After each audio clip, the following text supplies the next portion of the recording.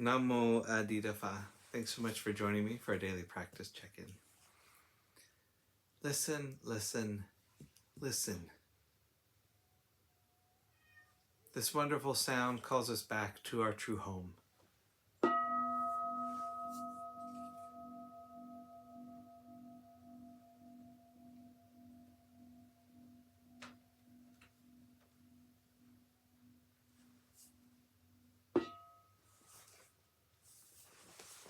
The third mindfulness training.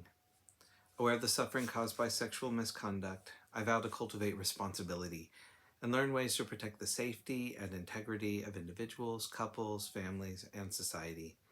I'm determined not to engage in sexual relations without love and a long-term commitment. To preserve the happiness of myself and others, I'm determined to respect my commitments and the commitments of others. I will do everything in my power to protect children from sexual abuse and to prevent couples and families from being broken by sexual misconduct.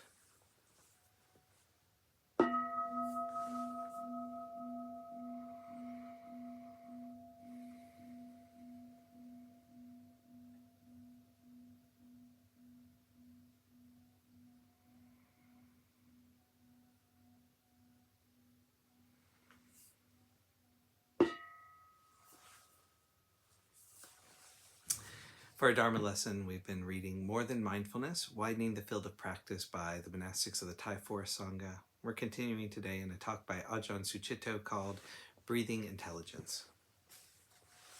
Now, the average person, you and I, says, yes, I want that which is comfortable and true and right.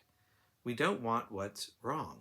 We don't want even the bad thoughts, the unpleasant emotions. We don't want nervous reactions. That's wrong. I don't want it. I want to be the comfortable, steady person. Of course, you do. But this creates a division which doesn't resolve the difficult, unskillful states. We step outside them, but don't resolve them. To use the example of a balloon, when you blow the balloon up, the balloon is smooth, open, stable, and light. Then maybe something presses it and it slightly contracts. The way to get that contraction out is not to work out what's wrong, but just to keep opening through the contraction. It's rather like blow the balloon up again. Similarly, when we feel the mind starts getting agitated, rather than saying, stop being agitated, calm down, the citta feels the energy and breathes through that.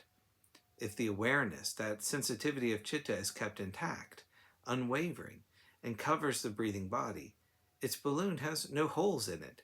The energy supports awareness, and if awareness stays intact, its openness and stability take care of themselves. That is, we keep trusting those qualities and giving them attention and affirmation, instead of making the personality do, plan, and try to organize under the judgments of right and wrong. Right and wrong can be useful terms, but problematic if they're merely abstract ideas. Because what directly happens when we hold the idea that something's wrong with me? Things start shaking. We get busy and agitated, ashamed, flattened, and lose confidence. Now, it's not as if there are no obstructions, but the attitude is to feel their energy, contact the breathing energy, extend through the entire body. The open energy will discharge the hindered energy. Of course, we want to get rid of things that are disagreeable, unskillful, and unhelpful.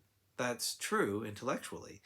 But in terms of how to do it, release from the unskillful doesn't occur through saying, go away, stop it. It occurs through the citta opening out of the grip of the unskillful. It's rather like bringing the light into the room and the darkness disappears. You don't have to throw the darkness out or call it dark or say, I shouldn't be dark. You bring the light in and the darkness disappears. This is very much what we're doing here. Once you have that sense of a stable, open presence, you bring that into those qualities, forces, and energies that contradict it.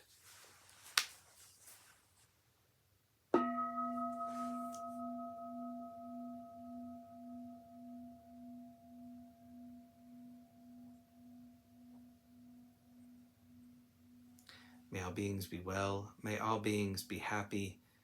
May all beings be at peace. Namo Adida Phat. Thanks so much for joining me today.